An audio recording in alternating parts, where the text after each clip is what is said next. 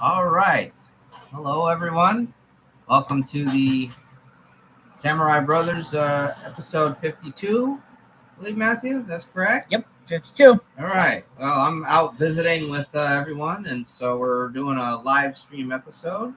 And we're going to talk about today the Aki Basho Sumo Banzuke. So that has been released as of today. And then we'll also talk about chapter 1158 of One Piece. And boy, Matthew, that is a stacked chapter, wouldn't you say? It seems like a lot of chapters have been stacked as of late. Like it seems like Oda, because we're closing things out, is just like dogpiling as much info as possible. Yeah, when it comes to this flashback, because obviously, Oda wants us to know a lot of stuff. So, but with that being said, we'll get to the Banzuke first because it's going to kind of give us a preview of what is going to go on with Sumo in the September Basho, and we'll obviously look to see how training is going for everyone this week. And we'll probably talk about our predictions next week, Matthew, but let's get into the Banzuke first. So with that being said, I've got it open right here, and we'll talk about how both Matthew and I did on the Guess the Banzuke Sanyaku, well, actually, Guess the Banzuke game, which is, I have the Banzuke here, so don't worry about that. How it's played on the Sumo Forum. So let's get right into it. So, Matthew, with that being said, so we had Onosato Hoshoryu for the Yokozuna, Kotozakura for the Ozeki, which that's kind of a no-brainer, because that really doesn't change, except for flipping sides depending on the records. And then for the Sekiwake, now, Matthew, you had predicted, was it 4 Sekiwake, I believe? I had predicted 3. You predicted 3 Sekiwake, and how many Komusubi? Just 2 Komusubi.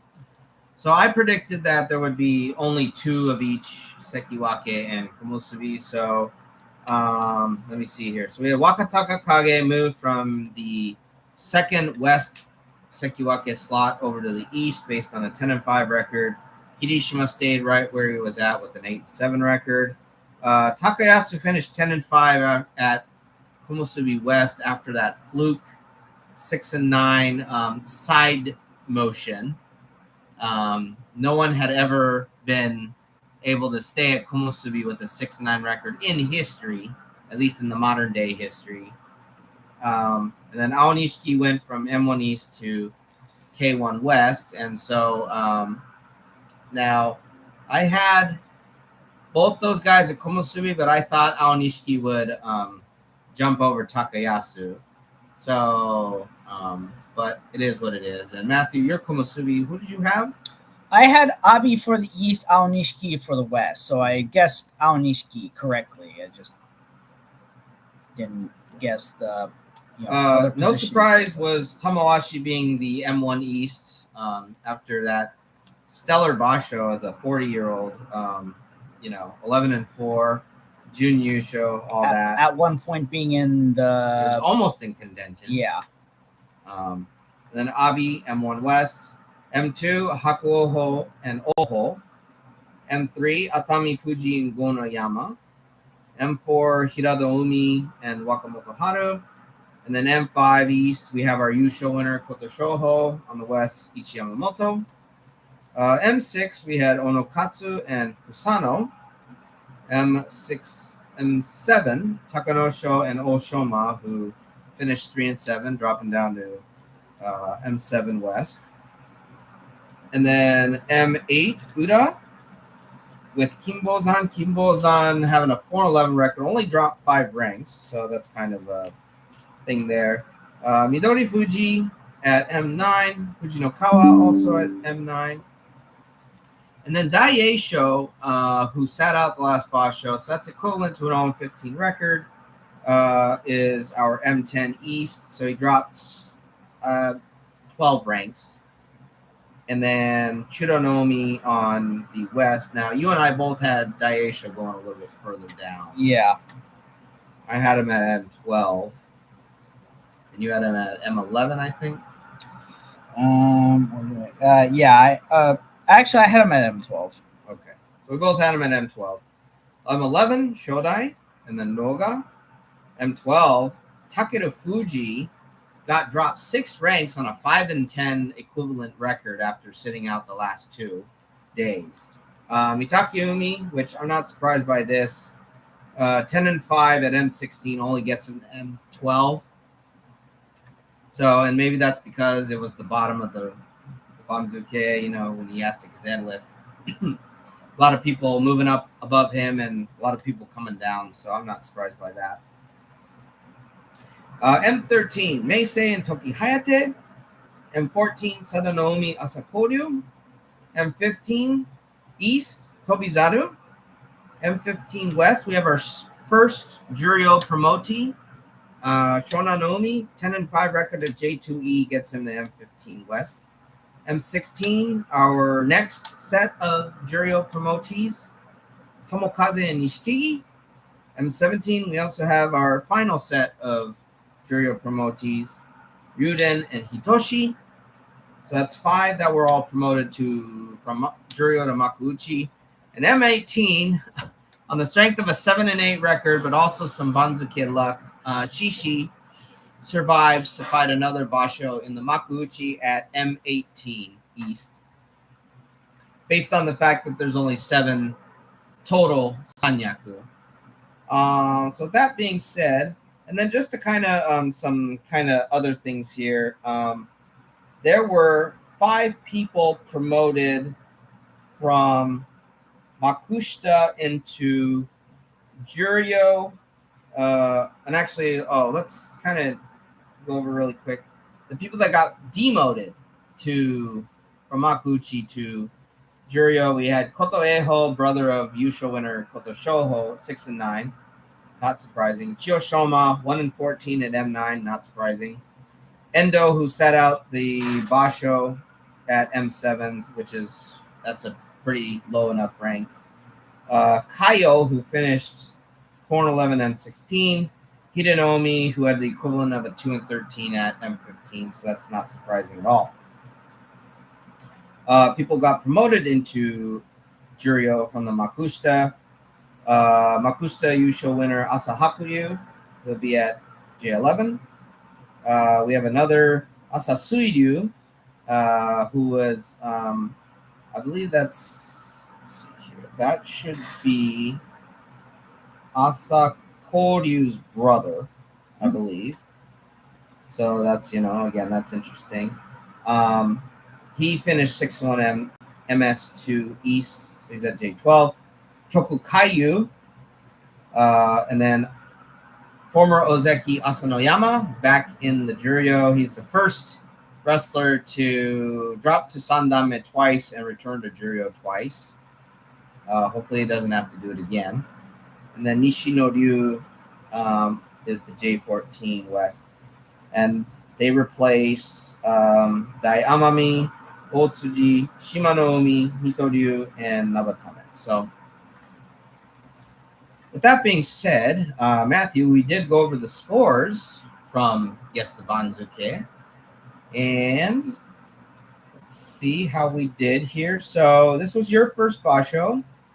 And I'm reading from Sumo Forum. They had 396 entries this Basho, which was a lot. And Matthew, your score ended up being, where are you at? Your score ended up being a grand total of 26. That was 17 what they call bullseyes and then 9 guesses. And that was for a total of 26 points. Oh, so you had 17 bullseyes and let me make sure I got this right. And then, wait, sorry. Making sure of how I'm rating this. Where are you at? Oh, sorry. 9 bullseyes and 8 hits for a grand total of 26 points. And it gives you the equivalent of a 3-12 record. And you finished in 370th place. So, as for me, I end up with in 285th place, 18 bullseyes, 7 hits, 43 points, and a 69 record. So we were looking, though. There was like some people were getting into the 70s with their points, which is astonishing. So, Matthew, with that being said, there was a lot that went on. Some things expected, some things unexpected, like some over demotions. Not too many over promotions, I think, with this Banzuke. But your thoughts? Well, it's one of those things where the when it comes, these are basically subjective rankings, and undercutting and overcutting is just what's going to happen when you have people, trying to basically put their subjective view on things, and so that's how things went, and we'll see how that pans out in the Basho. Now, something I'm concerned about is, this is not the first time. The last Basho was not the first time Takeda Fuji was dealing with injuries, because he had that sprained ankle that kind of stopped his momentum. And I'm gonna be honest, I'm genuinely worried that his tendency to get injured might hinder what could have otherwise been a very promising career, because when he came in, he didn't come in. It wasn't like Koto Shoho where he got where that first Basho was an easy win. He had to earn it because he had to go against the higher level guys. Now, granted, he had the advantage of, at the time, the only Yokozuna Teru no Fuji being his stablemate. But it is one of those things where I'm concerned, because I think he had a ruptured bicep and he's going to be out this next Basho, so he's going to be back in Juryo again. So there's that little concern there, but otherwise things are looking up. Aonishiki is going to do his first Basho as a Sanyaku, and he already demonstrated that he can hang with the Sanyaku, because he was M1, and in facing the what was it? The Sanyaku? Yeah, in facing the Sanyaku, he went 5-2, was it? Let me look it up. So he lost to Ono Sato and Takayasu in the Sanyaku. Right. So he already demonstrated, like I said, he already demonstrated that he can hang with those guys. So it's so it'll be interesting to see how he goes from here, and how everyone else kind of jockeys in their respective parts of the Banzuke. Obviously, right. It's like, hopefully we have some regular guys, and of course, with Atami Fuji, he has potential. This isn't the first time he's gotten into the upper Maegashira ranks. We'll see if he can actually, if he's learned enough to be able to actually, hang and maybe get in the Sanyaku himself. It'll be an exciting Basho. Hopefully Hoshoryu is healthy. Well, yeah, we'll see what all happens. And then Watataga Kage is, he obviously isn't going to get there this Basho, but if he does well enough this Basho and next Basho, we might see a run. And then with possibly getting Ozeki. And then with Kirishima, again, we'll see. He's coming off of an 8-7 record, so we'll have to see. It's not going to happen this Basho. Maybe if he does well enough this Basho, if he has 2 good Basho in a row, including maybe a Yusho, then we could maybe see him go back up to Odzeki. There's potential with everybody, so we'll see how it goes. Yeah, I think there's a lot that could happen, obviously, and we'd like to see a lot of success from people. But the most important thing is just making sure that you're staying healthy with a lot of things. So we'll have to see how that goes. Anything else about that as far as the Banzuke results? I think she really bit the bullet there. You mean dodge the bullet? Yeah, really. Dodge bit the bullet. The similar. Yeah, bite the bullet means you're taking the bullet. So yeah, he really dodged the bullet with that one. He got extremely lucky. Yeah, that isn't the first time that's happened either. He's been at M8 holding on before. Yeah, but that didn't stop him from getting full-on demotion. Oh, he's been hurt, I think, recently. So I mean, yeah, we'll see. Yeah, but I'll be honest. Even at his best, I don't know if he's gonna be more than a mid Sanyaku guy. Or not Sanyaku, mid Maegashira. I don't see potential in him like I see with guys like Aonishiki. I see a mediocre Makunochi guy is what I see with Shishi. But all right. Well, that being said, then we'll go ahead and jump right into our next conversation, which is the big conversation we have for today, Matthew. One Piece, chapter 1158. So let's jump right into it. I saw because there is the short story with Yamato, right? And she's been going on this pilgrimage, and there's an interesting thing because they go to a temple to visit the grave of a samurai from Wano, and the name that comes up is Hozuki Moriya. And my thought is, so does that mean that the current Moriya might have been related, or is it a predecessor of the current Moriya as we know him? Another mystery of One Piece.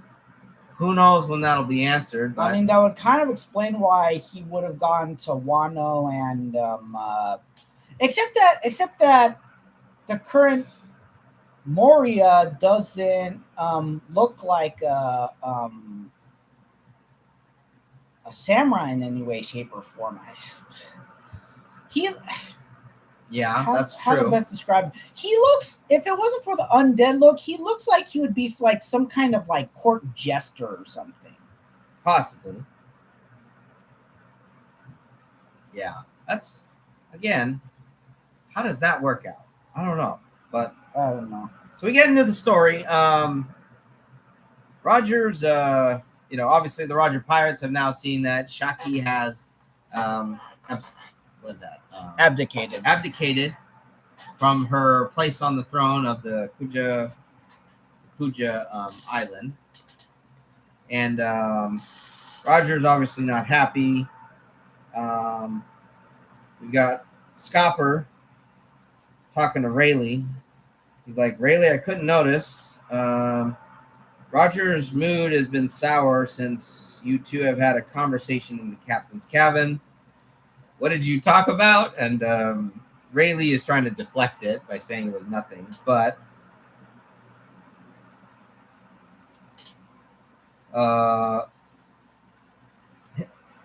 Rayleigh says, I wasn't going to tell anyone about this, but I'll make a special exception for you, Roger.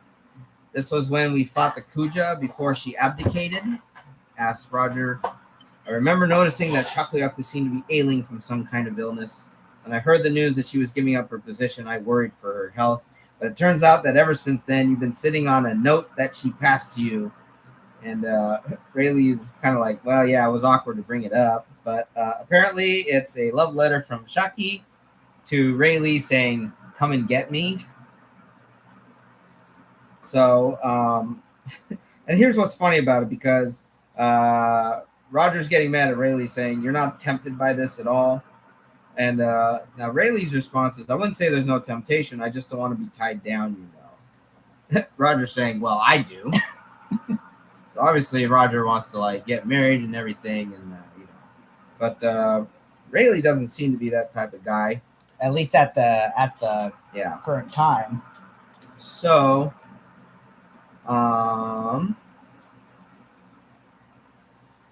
somehow Roger gets into a good mood after that. But it looks like, and that's because they are going to go to Fullerlet Island. Obviously, I'd still like to know where the name Fullerhead, Fullerlet, came from. So, considering Hachinosu, it's the kanji for Hachinosu is honeycomb, right? No. So here's the thing. So there's two. So there's two ways to interpret Hachinosu. So yes, the first one is the honeycomb, or bee's nest, wasp's nest, whatever you want to call it. But there's another meaning to it, and the context is when someone is shot up full of holes. Full of lead. Right. Well, yeah. When they're when they're shot up and all that stuff, they represent a honeycomb, at least in Japanese terminology, which is why they use for that other meaning is hachinosu. Okay. And what the Viz translators have done is they've translated that to be, you know, basically the context is that then, you know, you're shot up and all, so you're full of lead. That's why they call it Fullerlet Island in English. So obviously now the Roger Pirates are off to Fullerlet Island / Hachinosu Island. Then we go to a little bit of a time, not a time skip, but a little bit before when Roger decides to go to Fullerlet Island. In Marijois, Garling is visiting with the five elders. They're asking him why he wants to plan ahead for their tournament. Matthew, you want to remind our readers about the tournament? Yeah. So the what's it called I think it's called they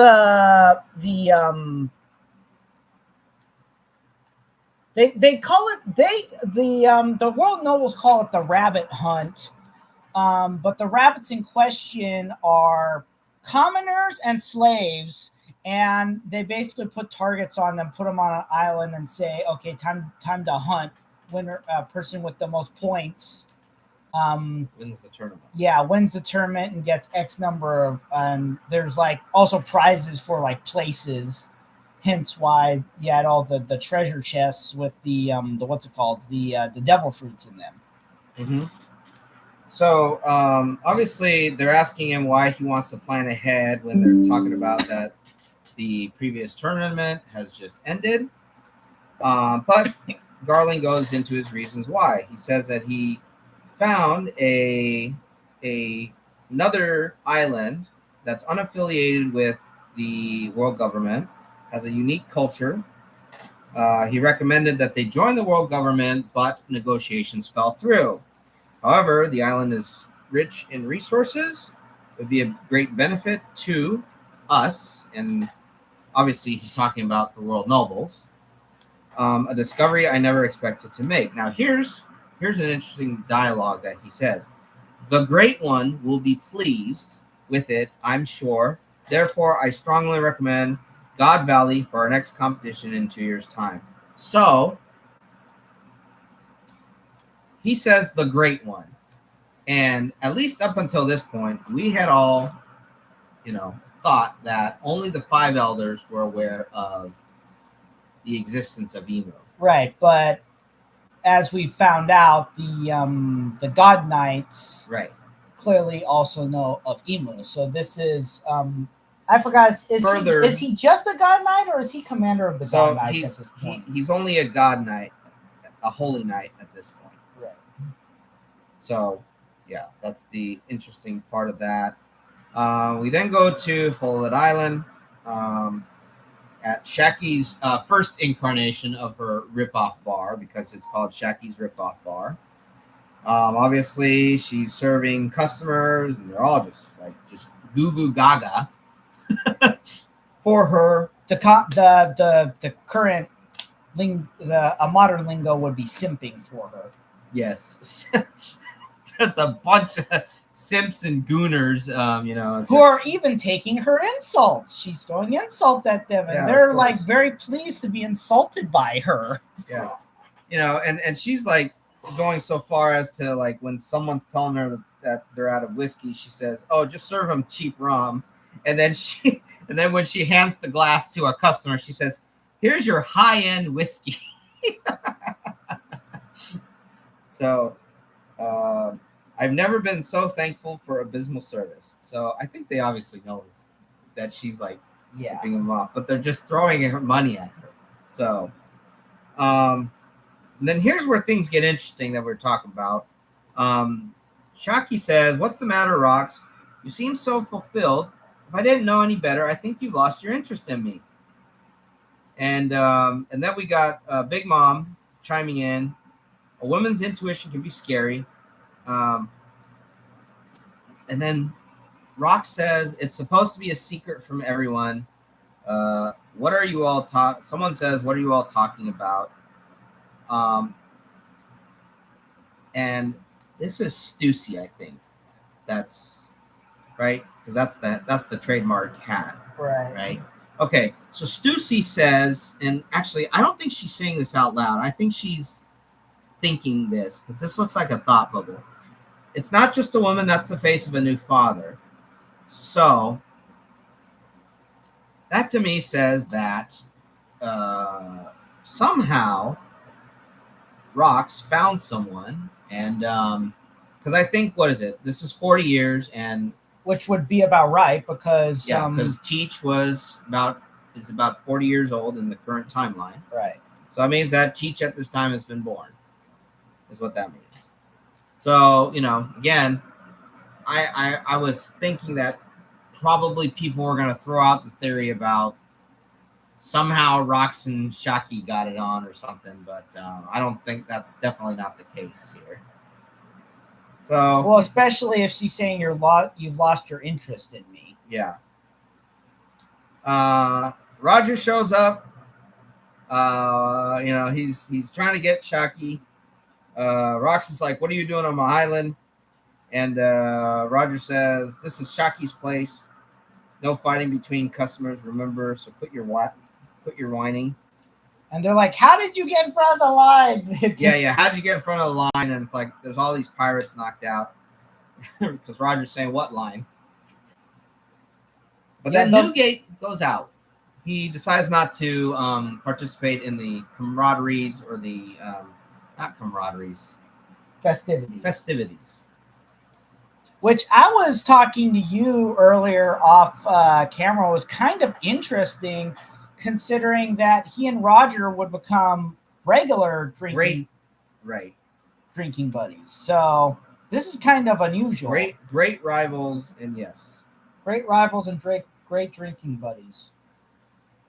So Shaki obviously asks Roger where Rayleigh is. So I'm kind of thinking it's like she might have cured her love sickness, but she's obviously not given up on Rayleigh.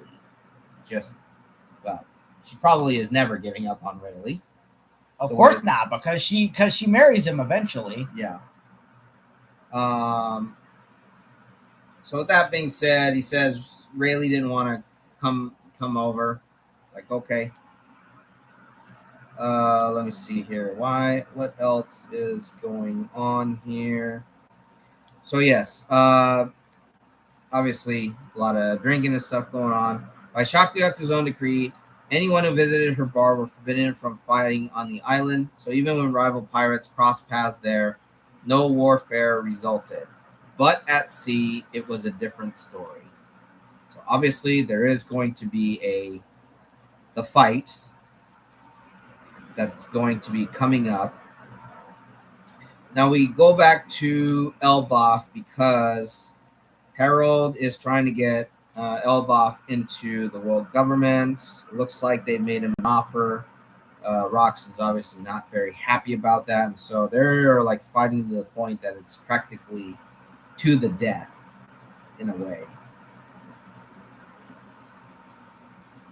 Obviously Rock's trying to talk some sense into Harold.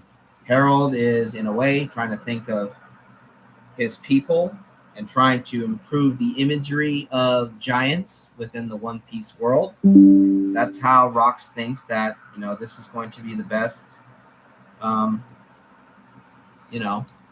action for him. Yeah.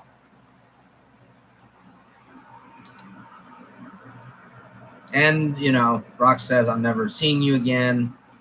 I'm not inviting you again."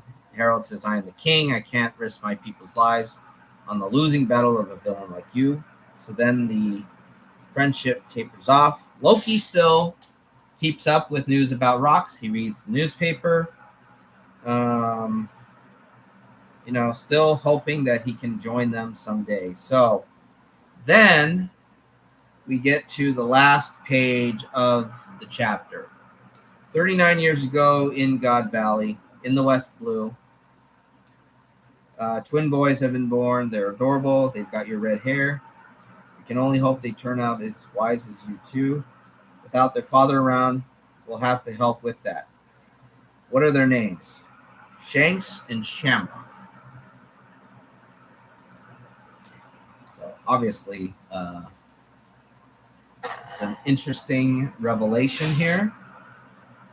That would also explain why in I think it was the anime, Garland in his younger days is animated as having blonde hair.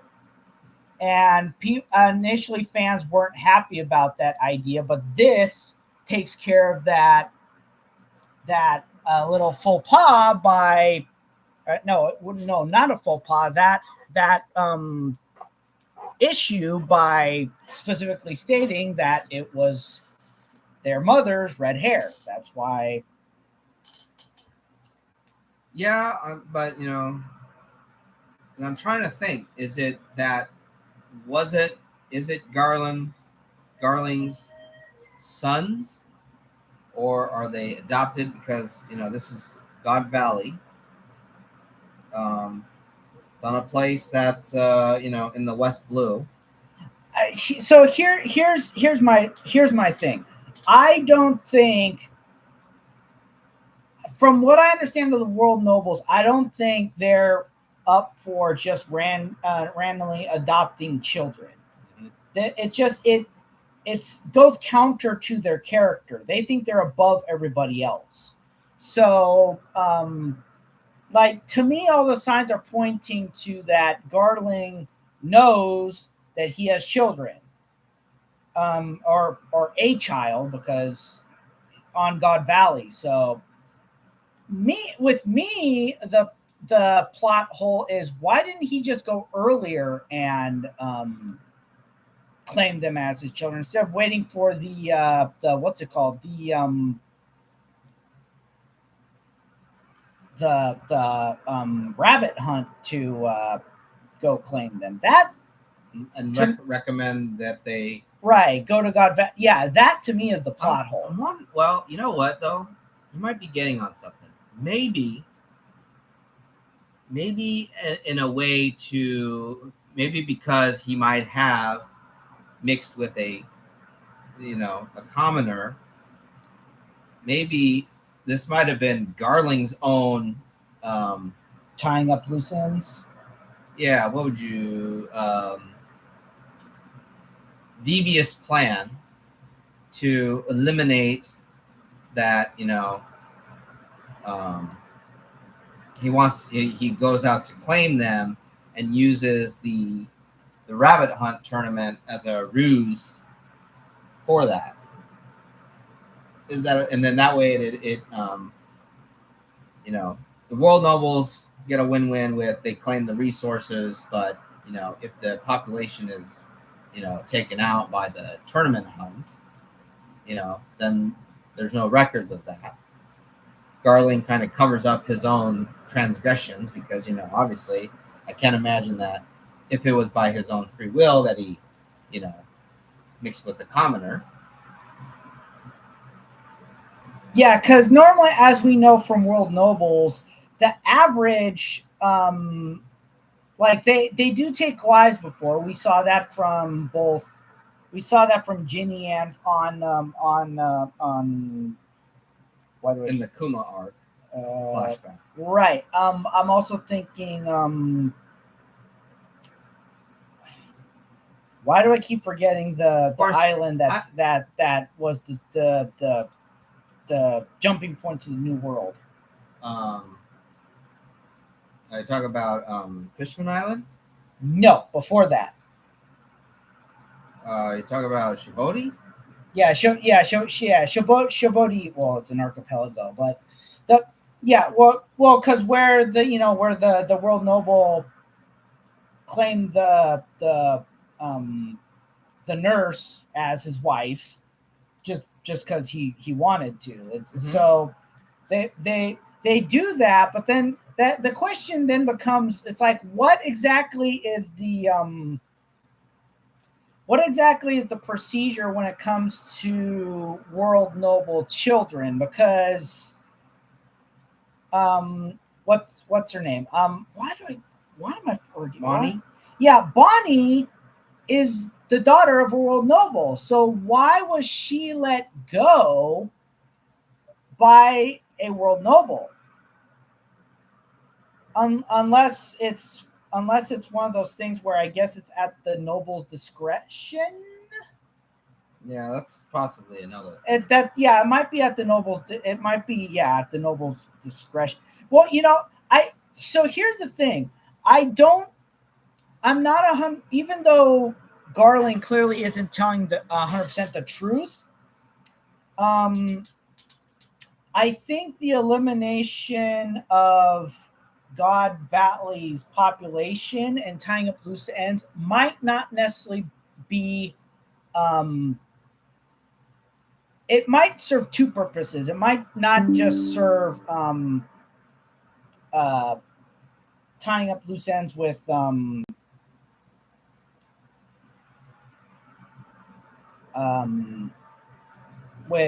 Shanks and Shamrock's mother. It might also be to tie up loose ends on the part of God Valley, the population there. It might have more to do with that fact than there.